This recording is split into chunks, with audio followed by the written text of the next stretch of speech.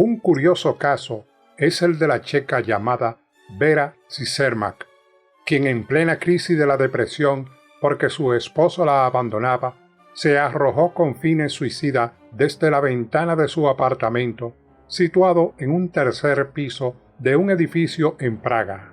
3 pisos más abajo, su esposo, el señor Cisermak, casualmente iba pasando por la calle. Vera le cayó encima, matándolo al instante. Ella solo sufrió algunos rasguños muy leves. Los periódicos de todo el mundo recogieron la noticia. Un médico sudafricano había realizado el primer trasplante de corazón en una persona. La donante fue Denise Darval, una joven oficinista de 24 años que permanecía en muerte cerebral debido a un accidente de tráfico. El receptor fue Lois Waskansky, un comerciante corpulento de 56 años, desahuciado por un irreversible problema cardíaco y una diabetes aguda. El médico que realizó la operación de trasplante de corazón fue Christian Nedling Bernald, quien se ganaba la vida cuando joven cortando grama, bañando perros, lavando platos y otros oficios antes de graduarse como médico. Durante 300 años, en la Capilla Sistina se tocaba el Miserere de Allegri. Esa pieza se consideraba sagrada y ningún compositor la podía copiar. No dejaban entrar a ninguno con papeles de música para que no la copiaran. Mozart, que tenía 13 años, la escuchó y se fue a su casa y la copió nota por nota.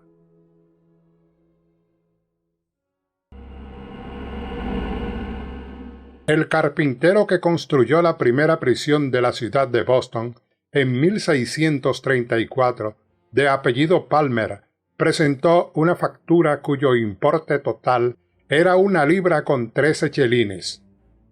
Los mayores de la ciudad consideraron que era un precio exagerado y se acusó a Palmer de aprovechador. Inmediatamente fue condenado a pagar 1 libra de multa y a efectuar un período de media hora en la flamante prisión que acababa de construir. En agosto de 1987, en una cueva en Cataluña, España, fueron descubiertos 2 niños de color verde. Nunca se supo su verdadero origen. Hablaban un idioma totalmente desconocido y se les asocia directamente a casos de fenómeno ovni.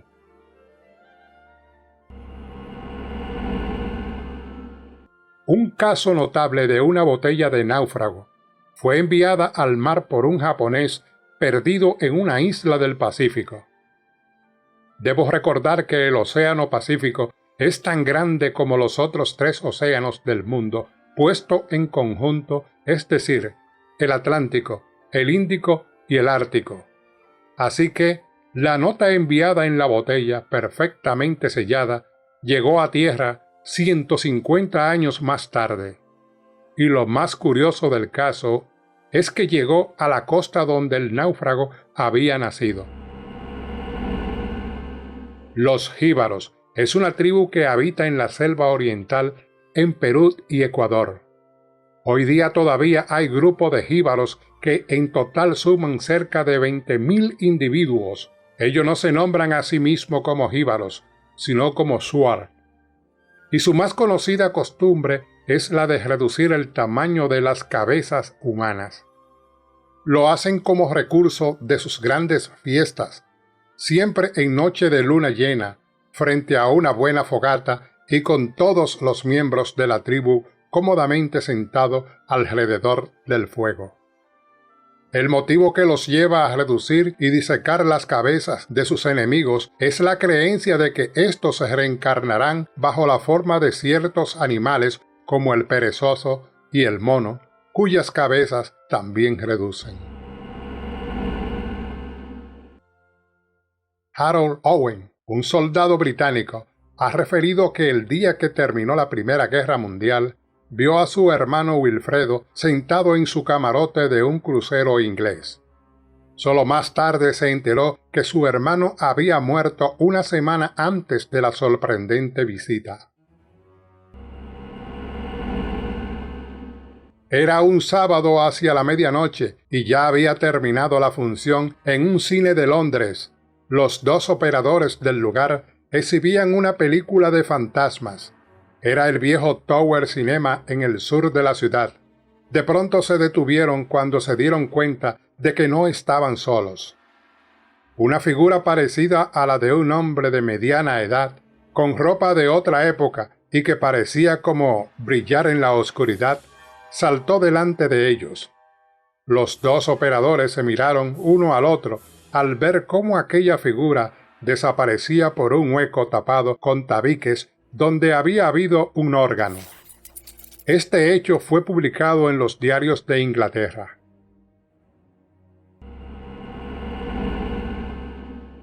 Hermann Boerhaave, físico, químico y considerado como una de las grandes figuras de la medicina en el momento en que ésta era un complicado conjunto de tradiciones valiosas, de revolucionarios conceptos, de importantes novedades doctrinales y empíricas como la nueva anatomía patológica, la clínica de Sydenham y la naciente semiología mensurativa.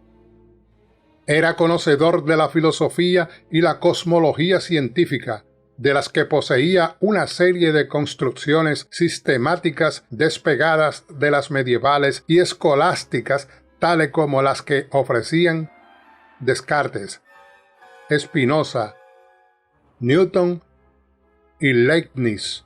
Cuando falleció en 1738, se encontró en su mesa un libro sellado, cuyo título era El único y más profundo secreto del arte médico.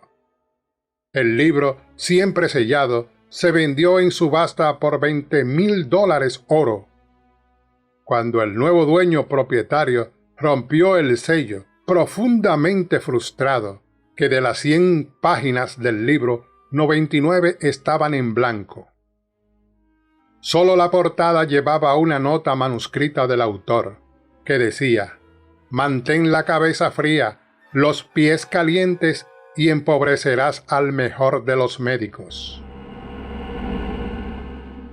4 meses antes de su muerte, David Carradine ofrecía sus experiencias con lo paranormal al programa Celery Ghost Stories del canal por cable de Biography Channel. El protagonista de la serie Kung Fu contaba que cuando conoció a su última esposa, recién ella acababa de enviudar, y que después de un corto noviazgo decidió mudarse a la misma casa donde vivía y había muerto su antiguo esposo. De hecho, allí conservaba ella sus cenizas. Decía que cuando se instaló en la casa todavía quedaban muchas de las cosas personales del difunto, entre ellas la mayoría de la ropa, que estaban en el closet de la habitación principal. El actor señalaba sobre el closet que siempre estaba helado y que en ocasiones las puertas del mismo se abrían estruendosamente sin justificación. El intérprete de Bill en Kill Bill relató que todo lo que fuera cristal en la casa era roto misteriosamente y que en una oportunidad cayó un jarrón de importancia y rompió enigmáticamente. Evidencia de que el espectro estaba furioso por su presencia en la casa, según su esposa. Pero lo peor, una llave antigua y oxidada había aparecido en la mesa del desayunador y nadie sabía cómo había aparecido ni a qué cuarto correspondía. Después de mucho probar, encajó en la cerradura de un pequeño cuartucho, el cual estaba lleno de guitarras. Carradine tocaba guitarra, el muerto y el hijo también, quien tomó una de la que jamás se desprendía. En aquel relato por televisión, David Carradine llegó a decir por 2 ocasiones que sentía mucho miedo. Hay que recordar que las primeras noticias que nos llegaron sobre su repentina muerte desde Bangkok indicaban que había sido encontrado ahorcado dentro de un closet de la habitación de un hotel que habitaba en Tailandia y que el lazo que le había quitado la vida estaba enrollado desde su cuello hasta su parte íntima. La historia en bio finalizaba cuando David quedaba intrigado con la inscripción que tenía una corbata dentro del ropero de la casa que decía «Muerto agradecido» y que había pertenecido al extinto esposo. Una larga retahíla de conjeturas se han dicho, pero la verdad es que los investigadores y médicos forenses al día de hoy todavía están desconcertados.